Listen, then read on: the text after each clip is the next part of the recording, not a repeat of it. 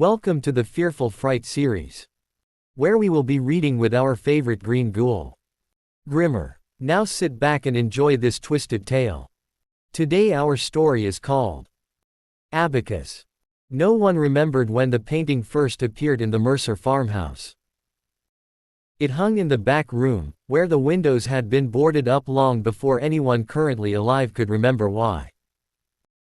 The walls there smelled of old wood and iron, and the air always felt warmer, thicker, like a breath held too long.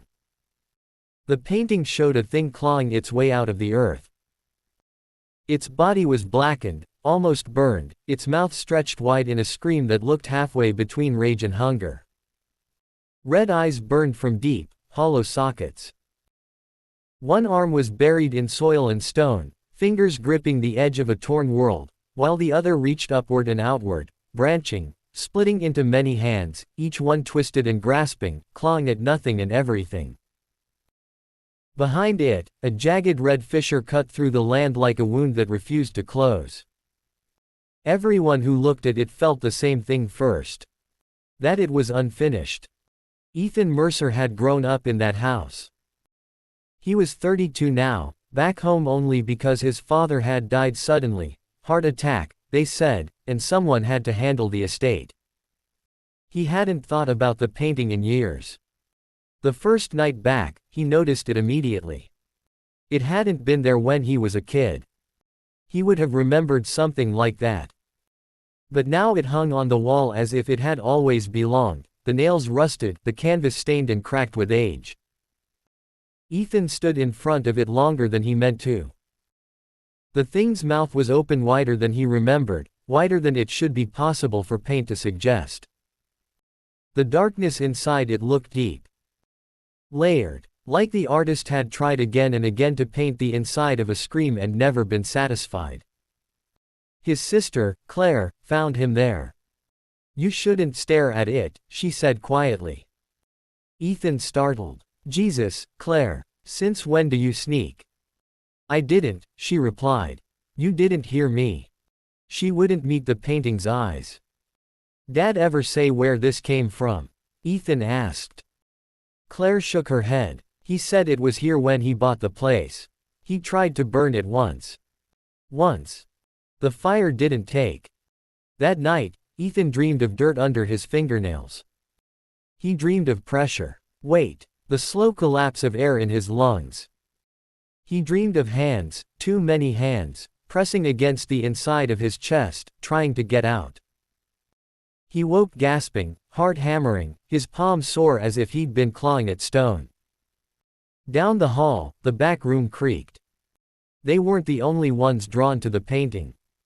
Word spread, the way it always does in small towns. Old Mrs. Calder claimed she heard voices coming from the Mercer house at night.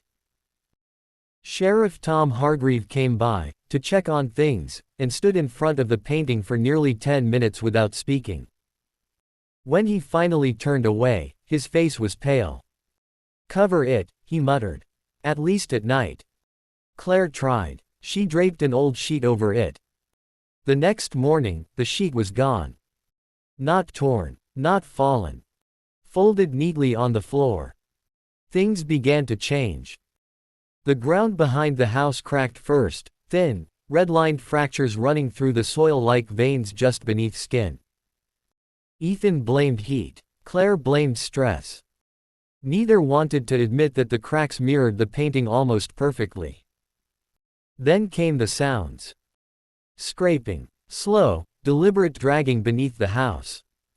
The feeling that something heavy was shifting its weight far below the foundation. One evening, Ethan noticed something new in the painting. A second face. It was faint, barely there, just behind the main figure's head, eyes closed, mouth open in silent agony. He stared until his vision blurred, and when he blinked, there were three. "Claire," he whispered. She didn't answer. He found her in the back room, standing inches from the canvas. Her lips were moving. "Claire," he said again. She turned, and her eyes were bloodshot, rimmed dark with sleeplessness. "It's not climbing out," she said. It's being pushed. They found the journals in their father's things that night. Leather-bound. Old. Not his handwriting. Names filled the pages, generations of them. Mercers. Calderones. Hargreaves. Each entry ended the same way. Held. Fed. Sealed again. The last entry, written shakily in their father's hand, read, "It's waking faster now. The hands are learning." The first hand came through the ground just before dawn. It tore up through the soil behind the house, black and burned, fingers splitting at the joints as they emerged, branching into smaller hands that clawed at the air, testing it. Ethan watched from the window, frozen in horror. The painting in the back room was changing rapidly now. The creature's shoulders were free. Its mouth was wider. The red fissure behind it glowed faintly, pulsing in time with the thing beneath the earth. Sheriff Hargreave arrived with a gun and left without it. Mrs. Calder screamed until her voice tore itself apart. By nightfall, the ground behind the Mercer house had opened.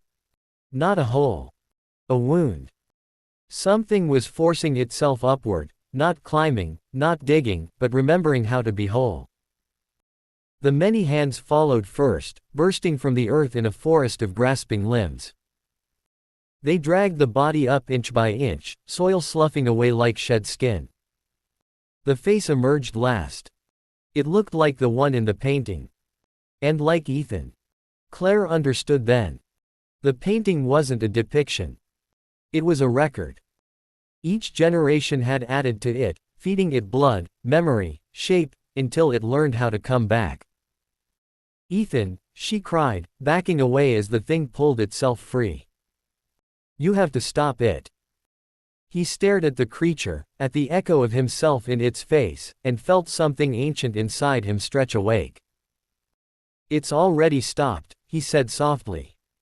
The ground closed behind the thing. The painting went still.